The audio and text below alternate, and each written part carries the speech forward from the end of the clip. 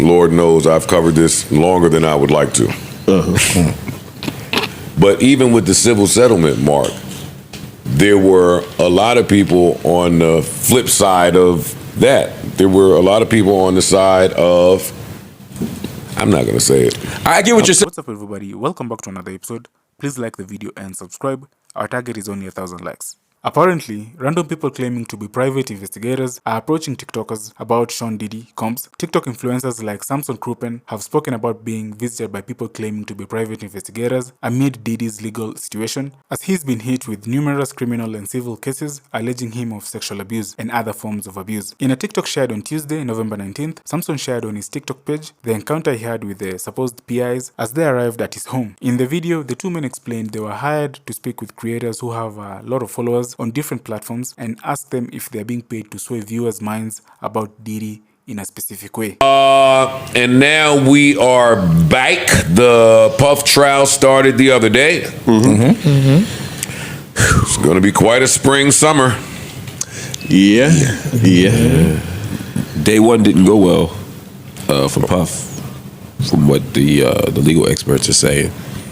Prosecution laid out an argument. I don't know if it's going to work or not. Well, the legal non-experts are saying he had a great first day. Yeah. The legal non-experts are saying that he absolutely smoked it and his team of attorneys put on a masterclass. Yeah, that's the sentiment I got. Yeah. That's what I've been hearing from a lot of the cultural critics, a lot of the observers, and then a lot of legal experts are saying that they're setting the trap for his team. Okay. Again, it'll be interesting to see which direction it goes in. But to me, Puff has he has an argument that will be legible to a juror, which is, I'm a wild dude, I like freaky shit. People willingly did the freaky shit. I do fucked up things, but I never did the things they charged me with. To me, that's a winnable case. But the legal experts are saying the prosecution has a few things in the tuck, particularly the male escort who testified. That is going to be a harder thing to defeat. And then the other thing is with Cassie's testimony, even though Cassie is saying she willfully did some of these things, she's also saying she felt scared that she couldn't, and so the domestic violence angle is going to be a thing that may stay in the juror's head, even if it doesn't make legal sense to some people. Jurors aren't always persuaded by the law, by the facts of the case. Sometimes they're persuaded by this monster. If you believe Puff is a monster, then you may believe other things, and unfortunately, sometimes juries convict you on the kind of person you are, not on the actual chart. The letter of the law. Absolutely.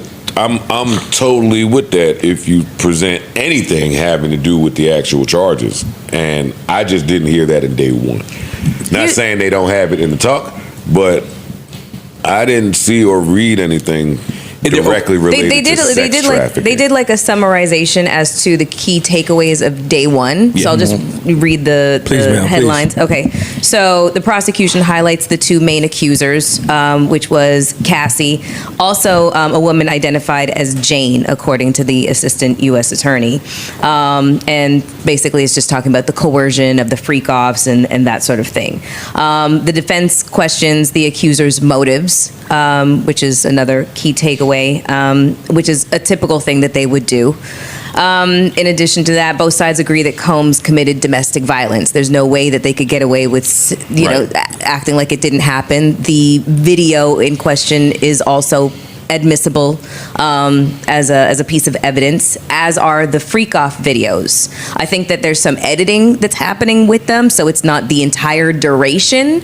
And the jurors have been instructed to wear headphones when they're watching and listening to it, because it's apparently extraordinarily graphic, both visually and audibly.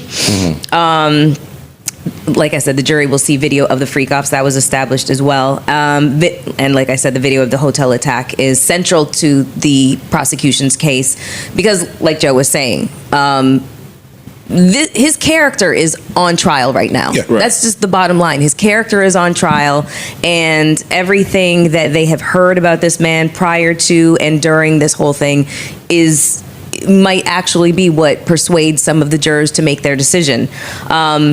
There was the male escort who testified. He said he was paid for sex. He testified that Combs assaulted Ventura twice by way of his witness.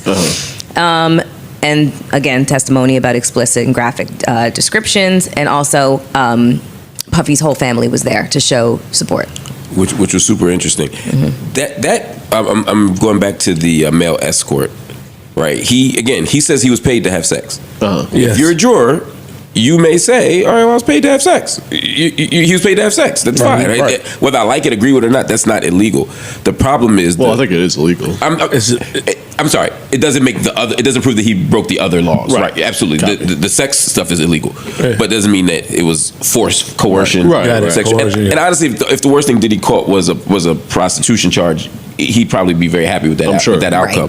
The problem is one of the things that the escort is testifying to and already testified to was that he witnessed a lot of abuse with Cassie.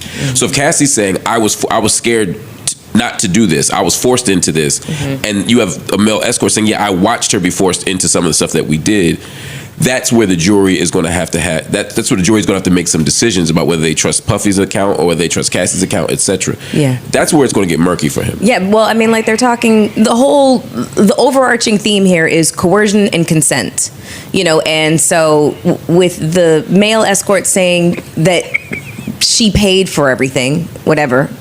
Yeah, that doesn't necessarily mean that she wasn't coerced. That doesn't necessarily mean that his reach is not that far. The perception of his reach is not that far. You know what I mean? That she wouldn't do his bidding for him out of fear. But it also doesn't prove that she wasn't doing that on her own. Like they have to, like you said, coercion is basically what's trying to be proven here. That's not proving it.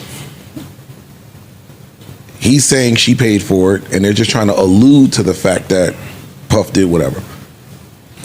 This from what I read day one, I don't see it yet. Well, again, remember what the charges are, right? There's 5 criminal counts: racketeering, sex trafficking by force, fraud or coercion, and transportation to engage in prostitution.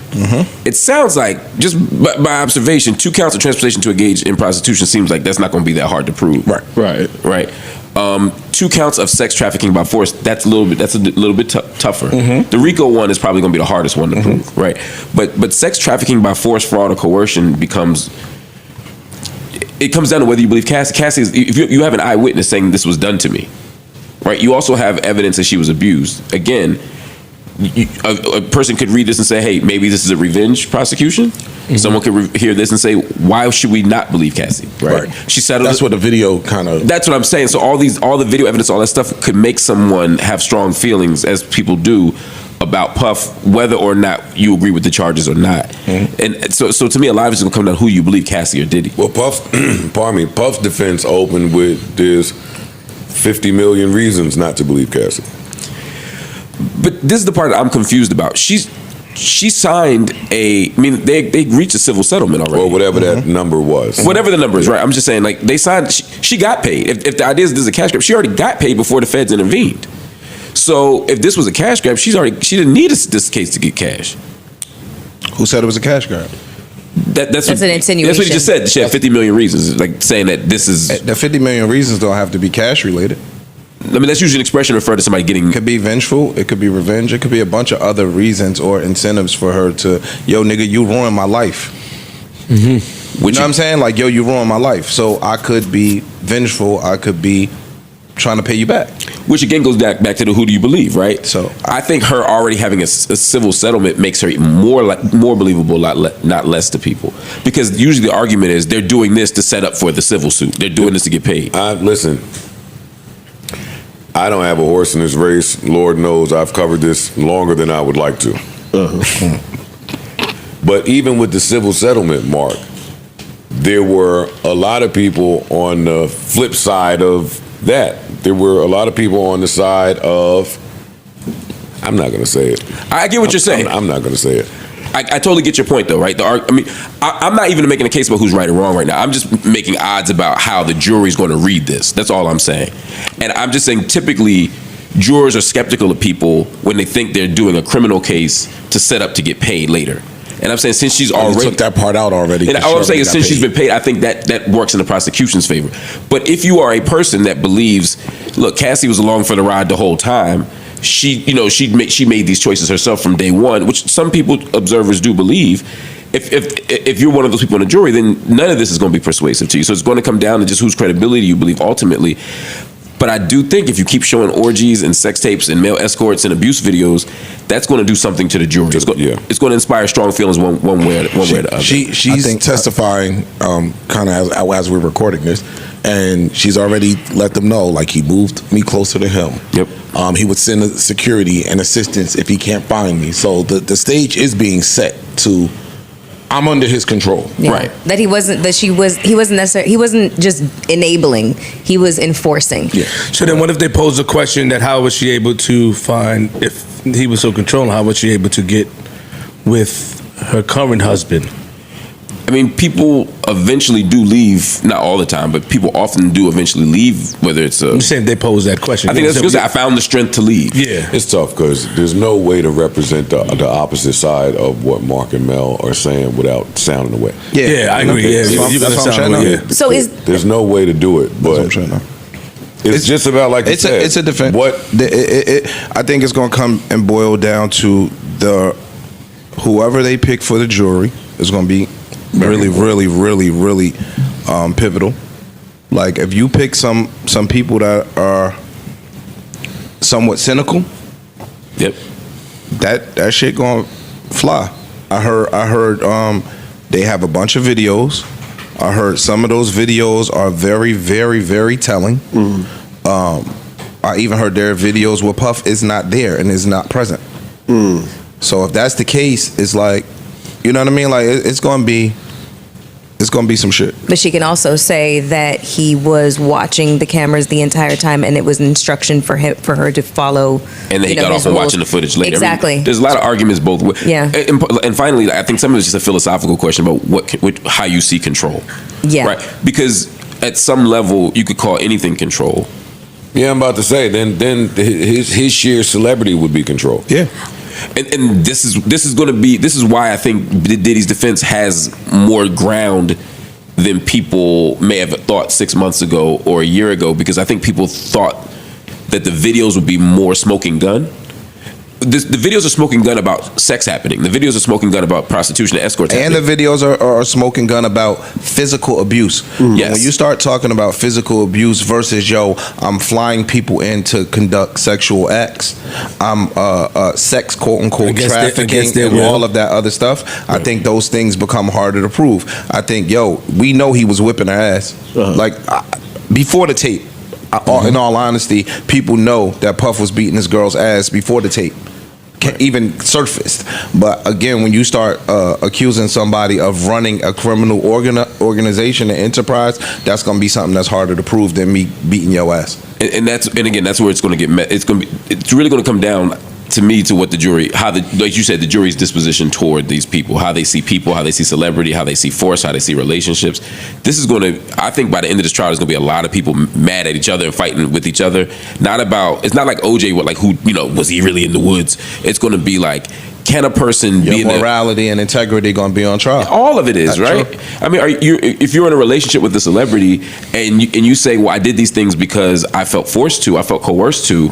The physical abuse is one kind of coercion, but financial coercion and then fraud, all these things are things that are a lot more subjective and debatable to a lot of people. We laugh and joke up here all the time about what y'all be saying? The financial abuse.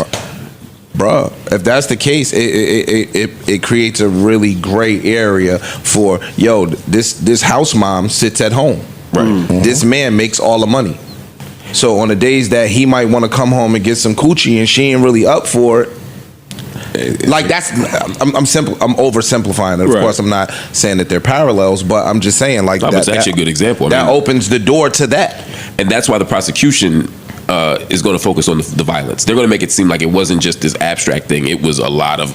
She was literally scared for her life, and I'm not saying she wasn't. I personally happen to believe Cassie, but I understand that this is not an open and shut case by any stretch. And if you'd asked me a year ago, I would have said, "Oh, they got him." But when I look at the actual charges and what the actual evidence is, this is a lot messier. Anyway. Well, she's on the stand right now talking about the abuse that she suffered, and that is the focus of her testimony right now. Right. We'll see what happens from according that to leaves me to believe that they don't have the strongest sex trafficking case. I mean, they're promising to have more. That's what I'm saying. In their opening argument, they suggested that they have some footage that is more smoking gun and a witness that don't work on me. But no, hold up for a second. That don't work on me because I've heard that for months. I've heard that for months and months and months, and I've seen nothing be brought to the table besides things that were immaterial. Like you telling me about the baby oil. Like you telling me about all of this shit that just don't really matter. One and two, even with the Thug case, where the public court of public opinion maybe thought that he was out of here, but once we get into how these celebrities are being handled, how the evidence is being handled, how there seems to be a rush to judgment, a rush to prosecute. It just seemed like there's some other celebrity shit that goes on that helps prosecutors drop the ball in terms of how evidence is presented. So, I mean, this has been too many months for me with this Puff shit to not hear more than the horrible shit that we know, which is he's an abuser. Everything that his lawyer is saying, hey, he's a piece of shit, he's horrible. Cool. However, He didn't do this. he didn't do this. Right. Which is the defense's argument. But moving on from Puff for a second, you said something that I think is really interesting about the Thug case, because there's a parallel there around the RICO. The RICO is used way too often these days. Sounds like like that shit don't. And when you ever seen a one-person RICO? right. And in argument, it wouldn't be. The argument is that he's using the label, The business. and all of the things to do this stuff. Yeah. I've never seen a RICO with no co-defendants. Oh, I see. That was the point of the RICO. That's a RICO. You running the criminal So now enterprise. we're gonna start He talking. running it by himself. He don't have no But code he's D's. saying with his business, he is utilizing his business and the people that work for him to They go get on charged. that. They can get charged. You got it. You can, right? But obviously, he was the only person they wanted to get. Yeah. But the RICO is being used now. Like, for example, in the Atlanta teacher scandal, when the teachers were allegedly cheating on standardized tests in Atlanta, there were 14 or 16 of them. They didn't just arrest the teachers for corruption or criminal theft. They charged them with the RICO. Middle school teachers and high school teachers for allegedly cheating, erasing student answers on a standardized test. It was intended for the crime families. It was intended to stop low-level people from taking the hit for the bosses. And now they're using it against anybody who owns a business, anybody who's part of an organization. And again, let's assume Diddy is 100% guilty. I'm not convinced RICO was the right charge. Let's assume Thug had been. I still don't think in any of these cases the RICO can't be used like this because it's often overused against people who can't defend themselves. In Well, the with the Thug Thug case, case, it's the different. RICO kind of made sense because again, we rounded up everybody because now And that was with a state, RICO, right? that was state. That was federal. And Georgia's Whatever but Georgia is the state that uses the RICO. Georgia also uses it against the teachers. It used to be a federal thing. Now Georgia, in I think 78 or 79, started using the RICO statewide for everybody. I can see the point. Yeah, I see what you're saying about because in the Thug. Thug case, it was applicable. That's why they kept trying to tie him to the Bloods. That makes sense. To You me. get what I'm saying? Okay, that makes sense then. I'm wrong. So it seems like that's a good example of it. Yeah. Teachers are a bad example of it. Sounds like Puff isn't a good example of it. Again, even if he did everything. Even, not for nothing, even with the teacher thing, I get it, they're not a gang. But if I'm trying to, It's a group of them. It's a group, right? And I'm trying to get whoever is at the top. I can charge the RICO here because now I could convict all of y'all of I'ma the same squeeze charge. all of y'all to So give me somebody's 100 going to talk and roll on the other person. And we roll uphill. And that's my issue with it. It's not that I don't think it technically meets the standard, but it's being overused beyond its original intent. Got it. Because now you're giving people who should be getting 5 years, 30 years under RICO statutes for something that is relatively small. I think that's why they use it. They use it to intimidate the co-defendants Cooperation. on the person that's higher. Absolutely. They offer you this massive time, 30 years, and then you end up working out a deal to get lesser time to, For sure. And in the Georgia teacher cases, they got the teachers to roll up on the principal. I mean, it wasn't John Gotti. They got Miss Edna. You know what I'm saying? Man, I ain't gonna lie, that's fast for Cassie to hit the stand. Yeah, I think they. I'm not gonna lie to you. Yeah, I Is think that a sign of a weak I case? think This you're whole playing trial your is big more to me joker. it is. I think you're playing your big joker early. Unless that's not the big joker. He doesn't get that reference, but yeah. Unless that's not the big joker. You heard your man? No. You